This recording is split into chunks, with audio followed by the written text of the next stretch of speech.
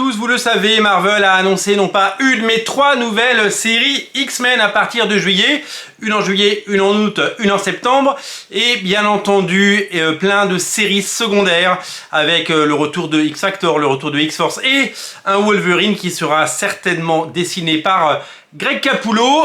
Ces autres annonces devraient arriver très prochainement. On attend l'officialisation de ces rumeurs qui persistent sur les internets. Pour l'heure, 3 séries ont été annoncées. Une première en juillet qui s'appelle tout simplement X-Men numéro 1 avec Jed McKay et Ryan Stegman. Une seconde arrive en août, puisque en août vous aurez le droit à Uncanny X-Men par Gail Simone et David Marquez.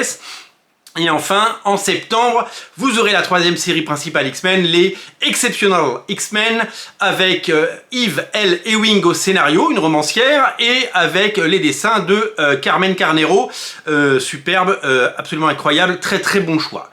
La série principale, donc la série qui va lancer tout ça, c'est X-Men numéro 1, avec 2 auteurs très en vue, et une sorte de récompense pour son dessinateur. Nous allons en parler. Je vais vous expliquer dans cette émission pourquoi c'est tout à fait logique d'avoir ces auteurs sur la série principale X-Men. Nous partons d'un héritage très riche des X-Men avec des décennies d'histoire, avec des périodes totalement cultes évidemment, Chris Claremont, John Byrne, Dave Cockrum, Paul Smith, John Romita Jr., puis Mark Silvestri, Jim Lee sous l'ère Chris Claremont, puis le relaunch de Jim Lee et la plus grosse vente de comics. Dans les années 90, on a eu Scott Lobdell, Fabian Nicieza et des artistes incroyables comme Joe et Madureira, les frères Kubert, Carlos Pacheco, Chris Bacalo et j'en passe. Les années 2000 ont vu naître des scénaristes stars comme Brian Michael Bendis ou Mark Millar, notamment, avec toujours les meilleurs artistes et toujours les meilleurs auteurs. Et c'est cette grande tradition de mettre les plus grands noms sur les X-Men. Alors même si pendant quelques années il y a eu une sorte de flottement parce que les droits étaient encore chez Fox pour le cinéma avant que Disney ne rachète la Fox, et bien pendant quelques années on a quand même eu du X-Men qui n'était pas folichon, même si on a eu des choses étonnantes avec les épisodes évidemment de Grant Morrison au début des années 90 avec Frank Whiteley, avec les épisodes de Brian Michael Bendis qui sont très critiqués avec Stuart Timonen et David Marquez au dessin, mais moi vous le savez je les aime ces épisodes, et puis Mahmoud Asrar surtout, on a eu Mahmoud Asrar ensuite au dessin, les épisodes de Joss Whedon qui sont un peu cancel puisque le réalisateur est lui-même un petit peu persona non grata à Hollywood, donc c'est vrai qu'on parle moins du run de Joss Whedon, mais ça reste un des très très bons runs de l'histoire.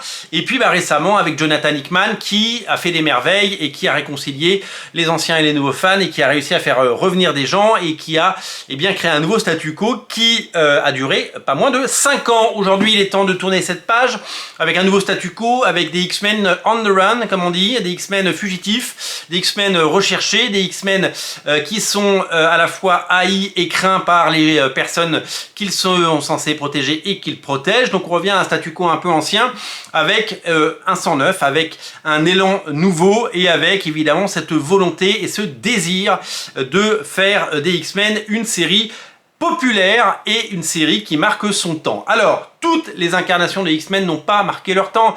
Les All New X-Men de Bendis avaient marché, mais ensuite il y a eu les All New X-Men de Dennis Hopeless avec Mark Bagley en dessin. Est-ce que vous vous en souvenez? Non. X-Men Gold et X-Men Blue, qui étaient 2 séries avec certes des qualités, mais un manque cruel d'ambition, ce sont 2 séries qui aujourd'hui sont un petit peu oubliées dans la grande histoire des X-Men.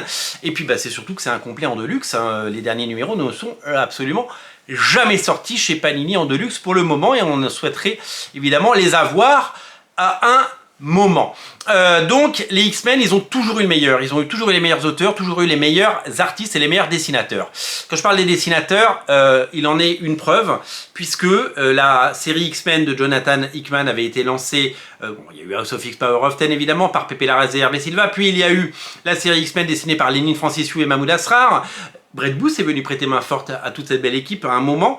Puis il y a eu évidemment Jerry Dugan qui est arrivé au scénario et Pepe Larraz est revenu au dessin. On a eu des dessinateurs comme Lucas Werner qui ont explosé. Et puis tous ces dessinateurs incroyables qui sont devenus des superstars comme Stefano Caselli, Valerio Chitti ou Hervé Silva, eh bien ils ont tous régalé et ils nous ont tous fait un énorme plaisir. Ça a été véritablement incroyable d'avoir ces dessinateurs et ces artistes sur les X-Men parce que les X-Men méritent, je l'ai dit, le meilleur. Pour les artistes, les X-Men c'est un tremplin, ça permet une énorme visibilité. Peu sont élus parce qu'on ne met pas des dessinateurs jeunes ou des dessinateurs qui ne seraient pas encore confirmés sur la série X-Men. Mais après, c'est leur carte de visite. Certainement que Pepe Larraz, dans quelques mois, quelques années, se consacrera à des projets peut-être personnels. C'est sûr que Hervé Silva, que tous ces dessinateurs qui eh bien, ont brillé sur les X-Men ont tous droit ensuite à une très très belle carrière et peut-être eh bien, les honneurs de séries prestigieuses ou de séries qui leur appartiennent, publiées chez des éditeurs indépendants. Quand on parle de ce relaunch des X-Men avec ce nouveau numéro de X-Men numéro 1 qui arrive en juillet, nous avons côté scénario Jed MacKay. Jed MacKay, c'est un scénariste qui s'est fait repérer sur des séries Black Cat et Mary Jane de qualité. J'ai vraiment beaucoup aimé tout ce qui s'est fait sur Mary Jane, Black Cat et consorts. Et très vite, on lui a donné les rênes de la série Moon Knight et il a brillé. Moon Knight a été pendant très longtemps une des meilleures ventes aux États-Unis de comics parce que il a dépoussiéré Moon Knight et je vous parle de ça bien avant l'affreuse série sur Disney+, qu'il faut vite oublier. Non, le Moon Knight de Jed MacKay, c'est quelque chose qui fait date, c'est quelque chose qui a marqué les esprits et les lecteurs et ça fait plaisir. Et ensuite, on lui a confié, vous le savez, eh bien, le destin après Jason Aaron de la série Avengers. Le run de Jason Aaron était plutôt bien au départ, j'ai pas lu la fin, je peux tout vous dire, mais il a été très décrié, notamment sur les internets. Alors si on se fie aux internets, tout est toujours décrié et tout est toujours nul. Et il faut attendre 10 ou 20 ans pour réhabiliter les séries, et puis les gens disent « Ah, c'était mieux avant », alors qu'ils disaient avant c'était mieux avant, et qu'avant ils disaient c'était mieux avant. Mais bon, ça c'est, on est français, c'est le propre des lecteurs de comics dans notre nation bleu, blanc, rouge, avec ce drapeau qui fait notre fierté et qui évidemment fait de nous des êtres singuliers, puisqu'on est râleur et bougon, c'est comme ça. Qu'est-ce que je peux vous dire d'autre ? Sur Jed MacKay? Donc c'est vraiment une des nouvelles stars, nouvelles pousses. Marvel, ils essayent très souvent de mettre en avant certains scénaristes et ils essayent évidemment de pousser certains scénaristes pour avoir les stars de demain, puisqu'ils n'ont plus accès entre guillemets à des Rick Remender, à des Mark Millar, à des Ed Brubaker, donc Jonathan Hickman lui est revenu. Matt Fraction, voilà, je cherchais le nom de Matt Fraction. Tous ces scénaristes stars des années 2010, Brian Michael Bendis qui s'est un peu fâché avec les anciennes équipes éditoriales, peut-être qu'il reviendra un jour par la grande porte, mais aujourd'hui ces scénaristes n'ont plus vraiment accès à Marvel parce que ils ne veulent plus tout simplement travailler par Marvel parce qu'ils veulent travailler pour eux. Jed MacKay fait partie de ces auteurs maison qui ont grandi et qui aujourd'hui ont pris une place si bien que on leur confie les rênes de la série principale X-Men et ça c'est tout simplement révolutionnaire clairement. Ensuite, faut vraiment avoir en tête que le choix du dessinateur n'est jamais anodin. Pepe Larraz, ça a été la superstar et c'est absolument incroyable. Je pense qu'on mesurera dans 10 ans le plaisir et l'incroyable chance qu'on a eu d'avoir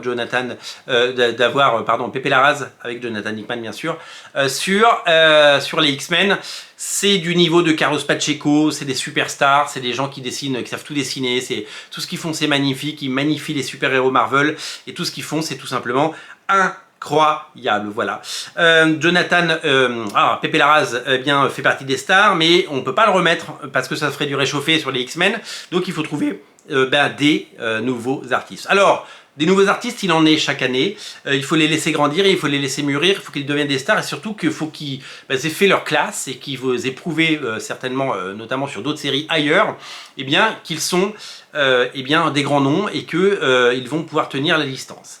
C'est Ryan Stegman qui a été choisi pour faire les X-Men et je trouve que c'est un excellent choix. D'abord, c'est un fabuleux dessinateur, c'est quelqu'un qui aime les comics, c'est quelqu'un qui aurait certainement pu avoir une carrière ailleurs, dans l'animation, dans le jeu vidéo, il aurait pu travailler moins pour gagner plus peut-être, mais il aime les comics et ça se voit. C'est un dessinateur qui a travaillé sur des séries comme Spider-Man, comme Venom, bien entendu.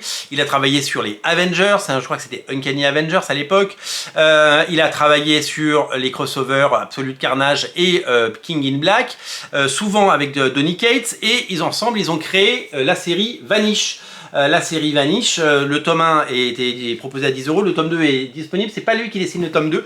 Il a fait comme beaucoup, il a créé la série, puis il l'a abandonné. Et ça fait partie de ces auteurs qui viennent et reviennent. Et là, il est revenu par la grande porte chez Marvel pour un projet pas anodin, un premier numéro de X-Men. Et donc c'est tout naturellement, parce que c'est un artiste qui est connu, c'est un nom que tout le monde connaît, en tout cas dans les comics. C'est un artiste qui sait rendre ses pages, il arrive à sortir au moins 10 numéros par an, donc il est capable de nous produire un nombre conséquent d'épisodes d'X-Men. C'est un dessinateur qui sait dessiner, et puis c'est un dessinateur qu'on prend un peu à contre-pied, c'est-à-dire qu'il a fait beaucoup de Spider-Man et de Spider-Verse et de la Spider-Family depuis quelques années, et là on le met sur les X-Men, il sort de sa zone de confort et il va pouvoir nous régaler, il va pouvoir redesigner les costumes comme on l'a vu sur les previews, et il va pouvoir surtout nous proposer quelque chose de nouveau et d'intéressant qui devrait peut-être plaire à la fois aux anciens fans, puisqu'il y a un petit côté dans certains dessins Jim Lee, avec évidemment des évocations des costumes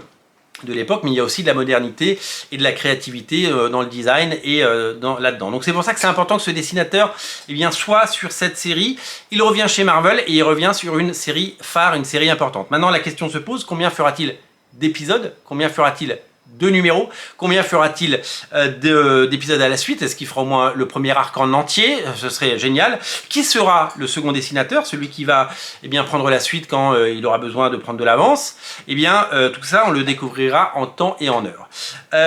C'est pas facile de choisir le nom du dessinateur qui sera sur la série numéro 1 X-Men, mais je pense que le choix de Ryan Stegman est tout simplement ce qu'il fallait faire, parce que ça montre aux fans et ça montre au public que Marvel est toujours là. Marvel ne se fait pas piquer tous ses dessinateurs, ils ne partent pas tous créer leur propre série ailleurs, même s'ils le font et qu'ils reviennent, et que on peut compter sur ces talents pour nous faire rêver et pour nous faire lire du très très bon X-Men. Donc je me réjouis et je pense que ces dessinateurs ont tout à fait leur place, et que il aura vraiment à la fin ces galons de dessinateur légendaire, parce qu'il aura mis son nom sur les X-Men au bon moment. Il aura attendu, il aura dessiné plein d'autres choses, il aura évidemment mérité d'être là, et il a tout à fait sa place, parce que il est clairement aujourd'hui dans la cour des grands, des noms dont on se souviendra pendant longtemps sur les X-Men, parce que ceux qui ont marqué l'histoire des X-Men, on s'en souvient, vous le savez, on les a nommés tout à l'heure, il y en a plein d'autres, on n'a pas le temps de tous les nommer, mais en tout cas, lire ces X-Men et les dévorer, c'est quelque chose qu'on a très envie de faire. Donc pour moi, c'est un très bon choix.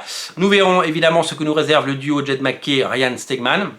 Nous avons hâte de découvrir leurs œuvres et de découvrir leur travail ensemble. Ça démarre en juillet et on sera là pour en parler. Salut!